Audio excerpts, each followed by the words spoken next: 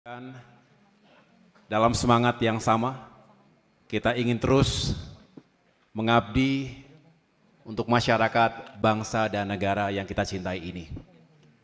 Pertama, tentunya saya ingin mengucapkan terima kasih yang setinggi-tingginya kepada Komandan Sesko TNI, Marskal Madya TNI Arief Widianto. Tepuk tangan untuk komandan kita.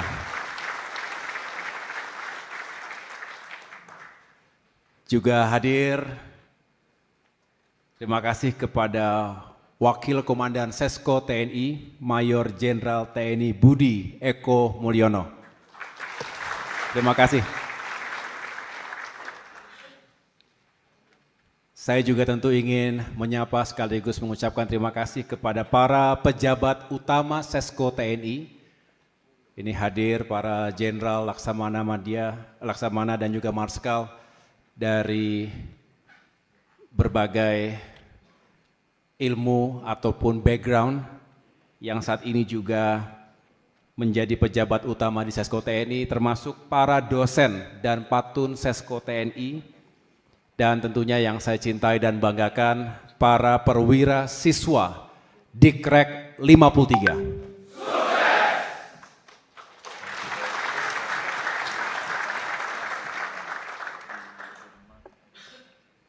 Tadi saya mendapatkan informasi ada 212 siswa dan diantaranya ada 8 siswa mancanegara.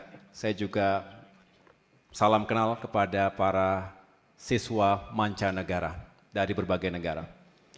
Dan tentunya saya senang sekali bisa kembali lagi ke kampus ini. Rasanya baru kemarin, ternyata itu 9 bulan yang lalu. Tapi komandan dan wadannya masih sama, jadi rasanya baru kemarin begitu. Padahal sudah 9 bulan yang lalu. Dan ketika itu saya hadir dalam kapasitas sebagai Menteri Agraria dan Tata Ruang, sekaligus Kepala Badan Pertanahan Nasional, dan hari ini dalam kapasitas yang baru, walaupun tentunya juga masih banyak relevansinya dengan apa yang akan kita bahas hari ini, bagaimana memperkuat pertahanan negara. Saya hari ini mengemban amanah sebagai Menteri Koordinator di bidang infrastruktur dan pembangunan kewilayahan.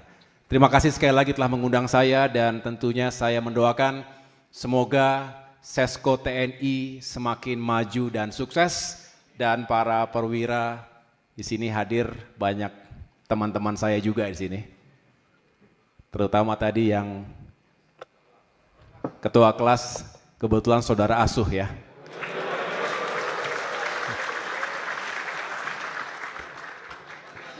Nama keluarga asuhnya Muk.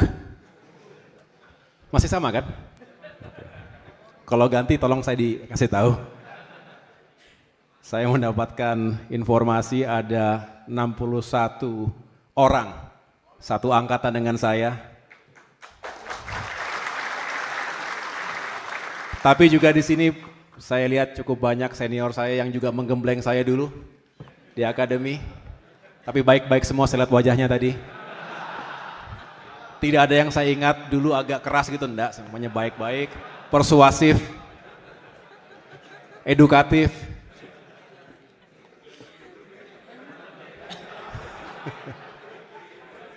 Kalau ada yang agak keras dulu sudah kita lupakan semuanya. Juga ada adik-adik Lething ya, 2001. Mana Kolonel Danang ada di sini? Komandan, ini yang setiap hari mengingatkan saya, tolong jangan lupa tanggal 17 hadir di Sesko TNI. Saya katakan, saya geser semua agenda untuk saya pastikan hadir hari ini.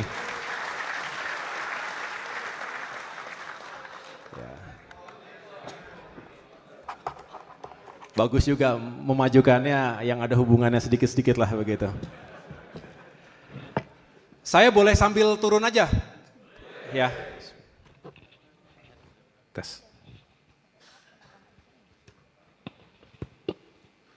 Jadi 53 nih ya. Tahun lalu 52.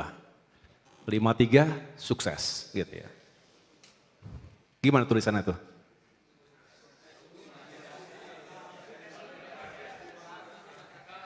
Oh iya. Diatur sendirilah pokoknya ya. Yang penting sukses semuanya. Saya doakan semoga semuanya sukses. Hari ini kita ingin sama-sama menyatukan energi kita, melihat Indonesia 5, 10, bahkan 20 tahun ke depan. 2025 adalah sebuah tahun yang menentukan. Karena apa yang kita lakukan hari ini 5 tahun, 10 tahun lagi, itu akan menentukan apakah Indonesia benar-benar bisa menggapai cita-citanya emas di tahun 2045. Apakah kita optimis Indonesia bisa menjadi negara yang kita idamkan tersebut? Optimis? Optimis ya? Kalau optimis kita lanjutkan diskusi kita hari ini. Infrastruktur ini adalah backbone, harus menjadi tulang punggung pembangunan bangsa. Infrastruktur ansih tidak akan membuat atau menjamin sebuah negara bisa maju dengan sendirinya.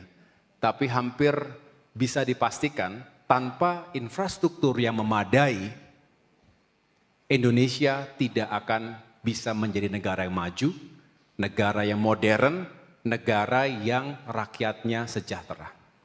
Tesisnya di situ. Infrastruktur penting dan mendasar.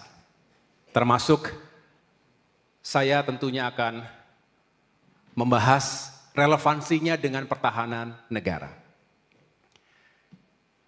Ini foto tahun lalu, September tahun lalu, dan sekali lagi Sesko TNI dengan segala dinamika, saya tahu hari ini ada perubahan kurikulum termasuk durasi pendidikan, tapi teruslah menjadi Center of Excellence. Karena Sesko TNI tentunya memiliki tanggung jawab moral untuk mempersiapkan para perwira, semoga semuanya bisa semakin sukses karirnya, bintang bertebaran pada saatnya, dan benar-benar bisa membawa keunggulan, bukan untuk diri sendiri, bukan juga hanya untuk institusi yang kita cintai, tapi juga untuk masyarakat, bangsa, dan negara. Ada 3 agenda. Yang pertama, mari kita melihat megatrends dan perkembangan lingkungan strategis di dunia saat ini dan apa yang harus kita antisipasi ke depan. Yang kedua, urgensi pembangunan infrastruktur dan kewilayahan. Dan yang terakhir, tentu yang punya kaitan erat dengan pertahanan negara. Mari kita lihat apa yang terjadi di dunia saat ini. Kita tentunya menyaksikan dinamika yang penuh dengan kejutan, penuh dengan ketidakpastian. Tapi juga ada sebetulnya yang sudah diprediksi sejak lama. Tapi unfortunately, sayangnya, bangsa-bangsa sedunia juga belum bisa secara konklusif dan decisive mengambil posisi yang sama dalam menghadapi isu-isu tersebut. Contohnya nanti akan kita bahas bagaimana krisis iklim, pemanasan global yang seharusnya menjadi PR besar bangsa-bangsa sedunia, tetapi justru seringkali kita tidak mencapai kesepakatan yang sama. Mari kita mulai dari tren yang pertama, yaitu populasi dunia. Hari ini berapa penduduk bumi kita? Kurang lebih 8 miliar. Tidak lama lagi menuju 9, tidak lama lagi 10 miliar. Dan Indonesia sendiri berkontribusi signifikan. Sekarang nomor 4 di dunia. Walaupun diprediksi sebentar lagi akan diambil alih oleh Pakistan. Tapi 285 juta penduduk Indonesia ini berkontribusi signifikan pada pertumbuhan penduduk dunia. Permasalahannya adalah setiap terjadi pertambahan penduduk, dihadapkan pada semakin berkurangnya sumber daya bumi, daya dukung bumi, maka selalu akan menciptakan kelangkaan, scarcity. Ada 3 elemen utama yang perlu kita perhatikan. Pangan, energi, dan air bersih. Food, energy, and water. Masalahnya adalah ketika kita tidak memiliki sumber pangan yang mencukupi, termasuk air bersih, padahal itu sangat mendasar untuk keberlangsungan hidup manusia, maka ini akan menjadi sumber konflik di masa depan. Bahkan sekarang sudah menjadi sumber-sumber konflik. Termasuk juga perebutan terhadap sumber daya energi. Nah, ini yang menjadi tugas militer. Salah satu tugas militer adalah mempersiapkan diri jangan sampai jika kelangkaan, kompetisi yang makin sengit, konflik antar negara ini tidak bisa dikelola dengan baik, maka bisa memicu terjadinya perpecahan perang. Dan sekarang sudah terjadi sebetulnya perang di berbagai kawasan. Negara suka tidak suka harus mempersiapkan diri. TNI juga begitu.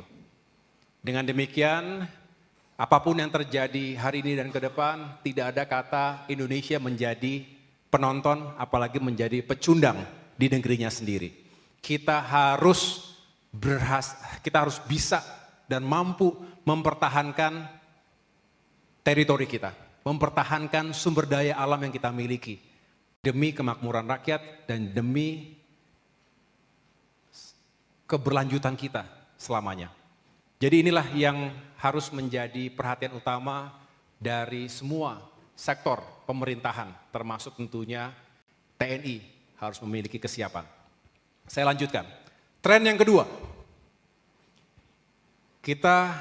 Ini hoax atau bukan ini? Climate crisis ini. Ini sesungguhnya terjadi atau hanya narasi saja? Fakta, benar ya? Krisis iklim terjadi dan sebetulnya kita sudah punya kesepakatan global. Walaupun implementasinya sulit untuk bisa kita pertanggungjawabkan bersama. Ada deklarasi net zero emission tahun 2060. Apa itu? Net zero emission 2060. Mungkin ada yang mau menjawab? Silakan. Pakai mic boleh? Izin simpel menjawab, Pasis Doripan nomor siswa 53121 bahwa di 2060 atau rencananya itu akan zero menggunakan tenaga fosil. Demikian. Ya, artinya pada tahun 2060 itu diharapkan bangsa-bangsa sedunia itu benar-benar sudah bisa mereduksi penggunaan bahan bakar fosil dan emisi CO2 yang dikendalikan semaksimal mungkin sekaligus kita menyerap apa yang diproduksi. Apa yang menjadi emisi. Jadi tidak mungkin benar-benar nol, tetapi plus minusnya itu akhirnya menjadi net, itulah namanya net zero emission. Nah, ini untuk mencegah terjadinya pemanasan yang semakin buruk. Dan sekarang trennya tidak baik. Nah, kalau ini terus terjadi, maka bumi kita tidak lagi layak dan bisa dihuni dengan nyaman. Dan akan terjadi banyak bencana. Hari ini saja kita sudah menyaksikan banyak sekali perubahan iklim, termasuk juga cuaca ekstrim, termasuk dampak-dampak lain yang ditimbulkan bukan hanya Indonesia tapi juga negara-negara lainnya. Kekeringan terjadi. Kalau kering sulit kita untuk punya produksi pangan, betul? Hujan lebat tidak terkendali, banjir. Jadi air itu kekurangan nggak boleh, kelebihan juga merusak.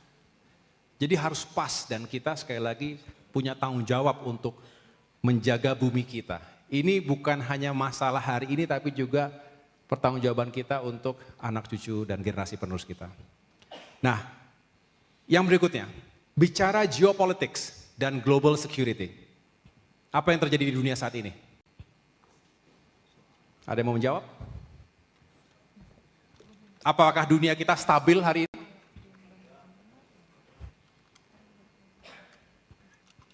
Ada yang mau menyampaikan pandangannya?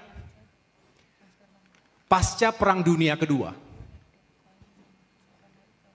dunia terbelah menjadi dunia yang bipolar. Ada dua kekuatan besar. Satu Amerika Serikat dengan sekutu-sekutunya. Kemudian blok yang satunya lagi Uni Soviet dengan sekutu-sekutunya. Amerika membangun NATO. Kemudian Uni Soviet ketika itu membangun yang namanya Pakta Warsawa. Terjadilah perang dingin. Arms race, perlombaan senjata. Tetapi pada akhirnya Uni Soviet tidak bisa menandingi ketika ekonominya juga mengalami permasalahan yang serius. Di akhir tahun 89 ditandai dengan runtuhnya tembok Berlin, dinyatakan perang dingin berakhir. Amerika sebagai pemenang. Di saat itulah kemudian hadir sebuah rezim unipolar. Hanya ada satu kekuatan yang berkuasa, seolah-olah menguasai dunia, baik dari sisi ekonomi, politik, militer, termasuk juga soft power-nya. Sekian lama ini terjadi, sampai dengan akhirnya masuklah milenium baru, dan kemudian terjadi sebuah tatanan baru. Itulah yang disebut dengan multipolar regime. Rezim multipolar.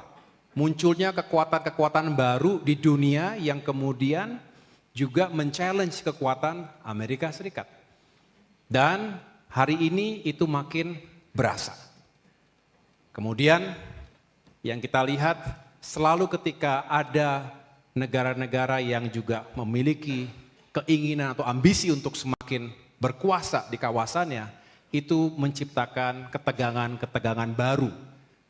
Ketegangan geopolitik, instabilitas keamanan, sekaligus juga menggunakan pendekatan sejarah masa lalu yang kemudian seringkali bergesekan dengan kepentingan hari ini. Oleh karena itu, terjadi berbagai konflik tradisional dan ini menjadi ancaman yang nyata. Yang paling terakhir, perang Israel dengan Iran. Mengikuti semua ya? Apa yang terjadi setelah ini? Apa yang terjadi? Kira-kira akankah berkepanjangan perang Iran-Israel ini? Siapa saja yang terlibat? Apakah benar hanya Iran dan Israel yang terlibat? Siapa? Ini di belakang itu. Siapa saja yang punya kepentingan? Banyak pertanyaan dan saya berharap di Sesko TNI ini kita juga memiliki analisis yang tajam untuk melihat dunia kita. Ingat, Indonesia tidak hidup dalam sebuah isolation. TNI kita tidak juga inward looking, kita harus melihat keluar. Walaupun itu terjadi nun jauh di sana, termasuk yang sebelumnya mengemuka dan hari ini juga belum berakhir, perang Rusia-Ukraina, walaupun itu terjadi di daratan Eropa, tetap dampaknya bisa dirasakan langsung dan tidak langsung di kawasan Asia Pasifik, termasuk Asia Tenggara dan Indonesia. Ekonomi, dampak ekonomi misalnya.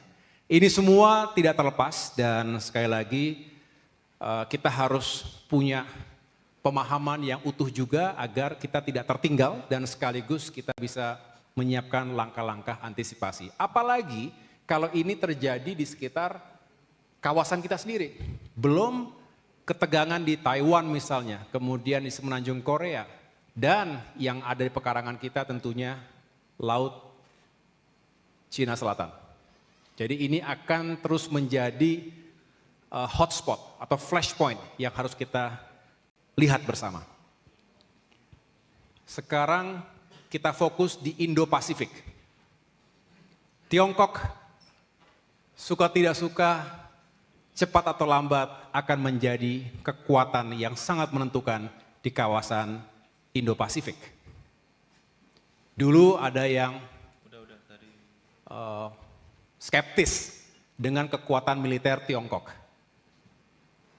Hanya memprediksi bahwa Tiongkok hanya akan menjadi kekuatan ekonomi yang juga luar biasa, tapi tidak memprediksi secara tepat kekuatan militer mereka.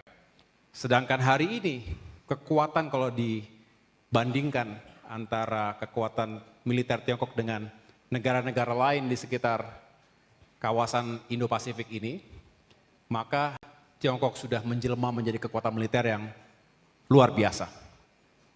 Dan mereka siap dan mau melakukan apapun untuk meyakinkan wilayah ini dalam jangkauan dan juga dalam kekuasaan mereka, apalagi berbicara isu Taiwan.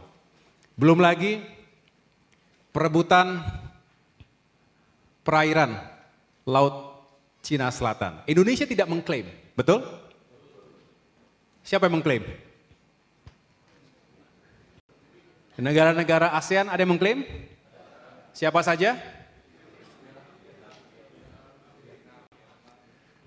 Tapi kalau ini terjadi di